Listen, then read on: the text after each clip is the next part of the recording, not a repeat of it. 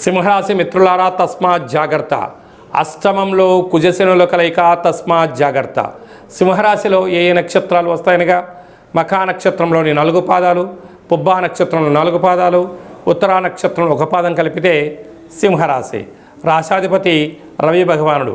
వీరికి రాశిలోనే కేతు సంచార స్థితి, సప్తమంలో రాహు, ఏడాది తర్వాత అష్టమంలో కుజశనుల కలయిక మహా అనుకూలం కానటువంటి కాలం అని చెప్పి గమనించగలగాలి.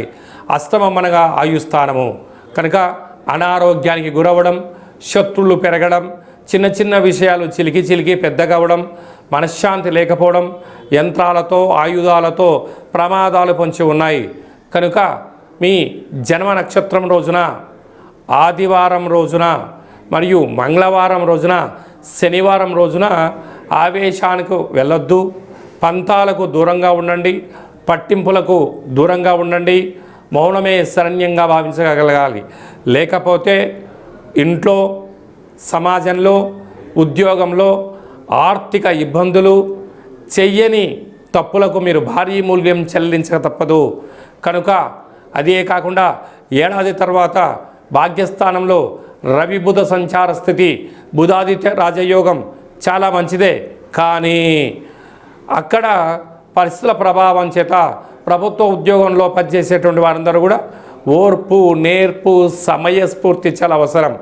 అలాగనే రాజ్యస్థానంలో శుక్ర సంచార స్థితి ఉన్నాడు కనుక ధనాన్ని అధికంగా ఖర్చు పెట్టకుండా మౌనంగా ఉంటూ సత్ప్రవర్తన చాలా అవసరం.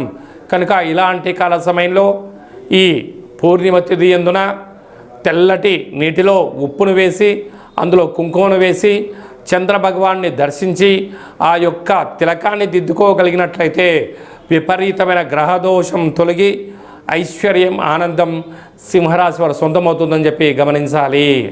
అలాగనే మీ వ్యక్తిగత జాతకం తెలుసుకోవాలనుకుంటున్నారా? మీ యొక్క పేరు, పుట్టినటువంటి తేదీ, నెల, సంవత్సరం, పుట్టిన సమయం రాసి వాట్సాప్ ద్వారా పంపించగలరు.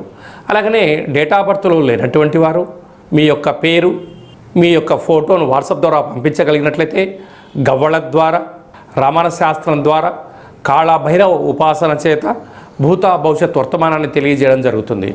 అపాయింట్మెంట్ తీసుకొని సంప్రదించగలరు.